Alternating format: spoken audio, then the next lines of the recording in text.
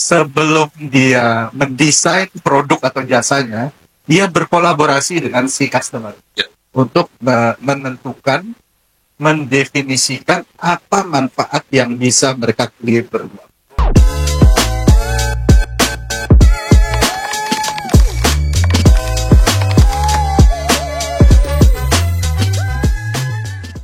Oke, rekan servis, seperti sudah diketahui, Squad Podcast adalah podcast yang menyajikan dan membahas topik-topik seputar service excellence dan juga customer experience. Nah, tentu saja banyak literatur yang bisa kita lihat bukan hanya di podcast ini saja ya, tapi juga bisa kita baca dari buku, jurnal, dan lainnya. Nah, mumpung ada dua narasumber yang luar biasa kali ini, saya jadi pengen tahu ya, jadi kepo nih kira-kira apa nih literatur referensi yang bisa di-spill ke kita semua sebagai insan di dunia service yang bisa kita baca, kita gali untuk mempertajam pola pikir kita tentang service excellence dan customer experience. Nah, mungkin pertama Pak Tony nih, boleh nggak di-spill kira-kira apa aja nih referensinya? Iya, sebelum saya spill ya, ini memang ilmu service atau layanan ini adalah ilmu yang sangat tua. Oh ya? Bahkan di tahun 1920-an sudah dibahas. Oh, tahun ya? Iya. Wow. Terus di tahun 80-an ada studi ya yang ternyata kesimpulannya itu kalau kita tarik ke zaman sekarang masih sangat relevan. Gitu. Jadi memang ilmu service atau layanan ini esensinya itu cenderung tidak berubah. Ya. Esensinya tetap. Oke. Ya, walaupun mungkin teknologinya, cara layanannya, cara layanannya bisa berganti gitu ya. Nah, di antara literatur yang tertua yang saya tahu ya, itu di tahun 1920 sekian itu Mahatma Gandhi pernah mengatakan bahwa customer itu adalah orang yang terpenting. Mahatma Gandhi, betul. Wow. Ya, jadi beliau pernah mengatakan customer itu adalah orang yang terpenting di organisasi kita, gitu ya. Dan ketika si customer ini sedang mendapatkan layanan dari organisasi kita, ya bukannya si customer itu yang harusnya berterima kasih kepada perusahaan, tapi harusnya si perusahaan atau organisasi yang berterima kasih kepada si customer, gitu. Kenapa? Karena customer itu telah memilih kita untuk memberikan layanan, telah mempercayakan kita. Nah, ini betapa pentingnya melihat customer itu sebagai pihak di mana organisasi itu harus berterima kasih sekali kepada si customer. Itu yang pertama, yang paling tua ya. Menilai kualitas layanan suatu organisasi itu berdasarkan dimensi-dimensi apa aja sih? Ternyata dari studi mereka dihasilkan 5 kesimpulan. 5 kesimpulan. Ya. Yang pertama, customer itu menilai kualitas layanan suatu organisasi berdasarkan reliability. Seberapa andal si perusahaan tadi melayani customer, seberapa akurat. Ya, seberapa sesuai, seberapa konsisten, seberapa mampu si perusahaan ini memenuhi apa yang dijanjikan, yaitu reliability. Yang kedua adalah assurance, seberapa mampu si perusahaan ini membangun rasa kepastian, ya buat si customer, dari informasinya, dari gaya layanannya, dari penjelasan itu membuat customer merasa yakin nggak, bahwa dia akan mendapatkan sesuatu sesuai dengan apa yang dia harapkan. Kalau dia merasa, kayaknya saya masih ragu-ragu nih. Nah, itu bagian dari layanan tuh. Yang merasa kepastian. Yang ketiga ada tangibles. Segala sesuatu yang sifatnya fisik. Ya, yang kasat mata. Ya, fasilitas kita, apa yang kelihatan secara visual. Orangnya juga bisa ya.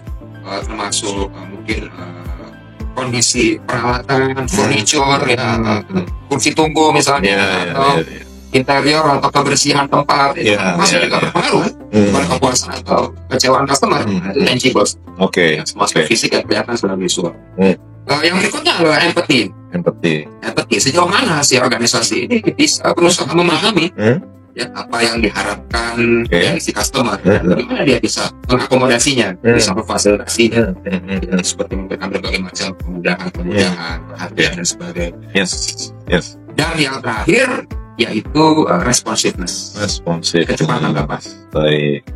Semua customer ketika dilayani, dia ada inquiry, ada pertanyaan, apalagi kalau dia ada masalah konkret, tentu ingin segera mungkin direspon. Jadi nggak pakai lama, nggak ditunda-tunda bantuannya dan sebagainya. Nah, 5 hal ini sampai sekarang pun masih relevan. Bahwa customer itu akan puas atau tidak puas tergantung tadi, seberapa andal, seberapa merasa kepastian, seberapa empati dan sebagainya. Jadi memang itu ilmu-ilmu layanan itu yang ada di beberapa literatur itu memang secara esensi tidak banyak berubah. Oke. Dan tentu saja penelitian dan penulis-penulis terkait dengan layanan masih terus berkembang hingga tahun 2024 ini. Oke, surprising ya, sekelas Mahatma Gandhi ya, bicara tentang customer, bicara tentang 100 tahun yang lalu. 100 tahun yang lalu. Tahun 80-an masih relevan. Betul, dan tadi 5 dimensi, reliability, kemudian assurance, tangible, empathy, dan responsive. Termasuk perkembangan layanan yang didukung dunia digital sekarang tetap harus bisa memenuhi masih harusnya reliable-nya, ya kemudian empatinya, assurance-nya itu juga harus bisa di-provide oleh layanan yang berbasis teknologi digital. Betul. Seperti yang sampaikan Pak Tony, mungkin yang agak sedikit menyesuaikan adalah bagaimana delivery-nya, kanal-kanal layanannya, ya, metodenya, itunya yang berbeda. Mantap. Oke, so Pak Indra, barangkali ada nggak literatur yang lebih kekinian? Beliau tadi 100 tahun ya, 80.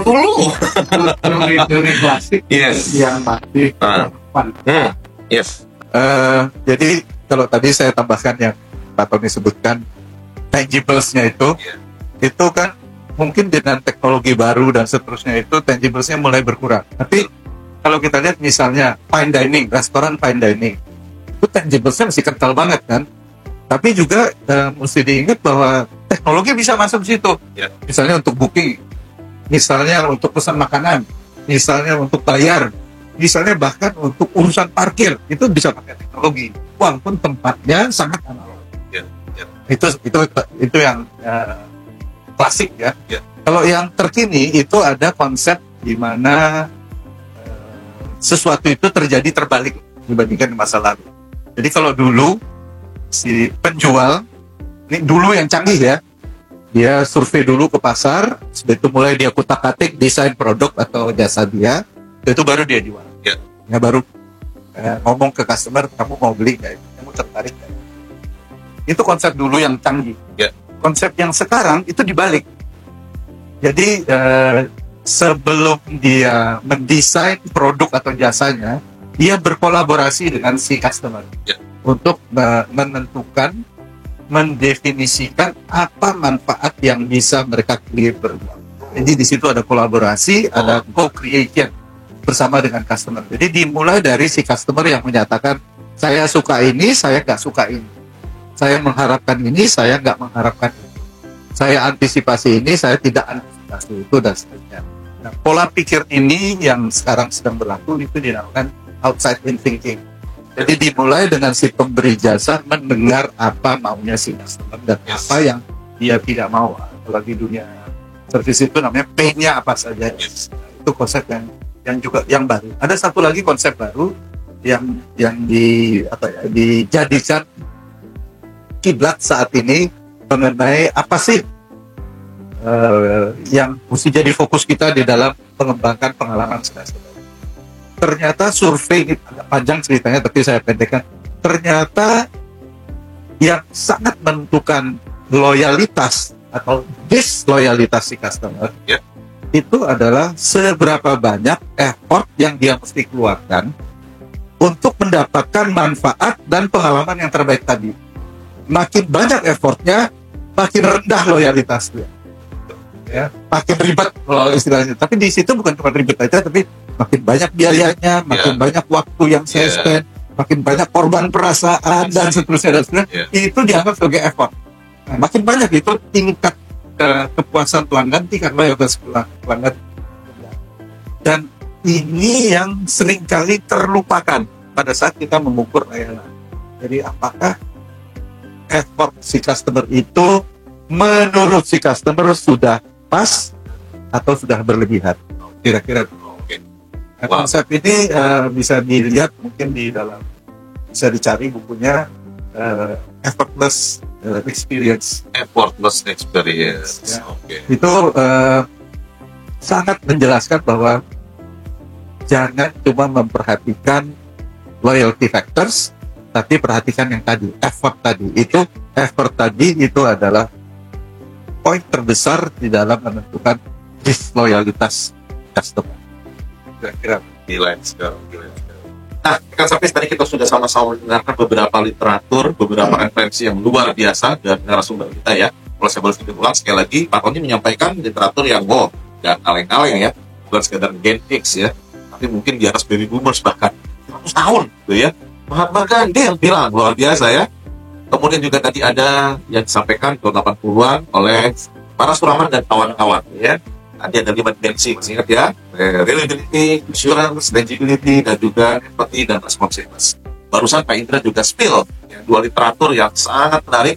Satu, menurut saya pribadi ya, itu secara kata-kata itu catchy banget ya, yaitu outside thinking gitu ya. Bagaimana kita join kolaborator dan juga co-create dengan customer, apa sih yang pengen mereka experience ketika mendapatkan manfaat dari kita ya, dan juga termasuk apa yang tidak mereka inginkan ya Pak Indra ya. Ya, itu Pain-nya benar banget. Dan tadi terakhir yang juga tidak kalah highlight-nya adalah kata-kata seberapa besar effort customer tadi ya Pak ya. Luar biasa, luar biasa. effortless experience itu target. Effortless experience.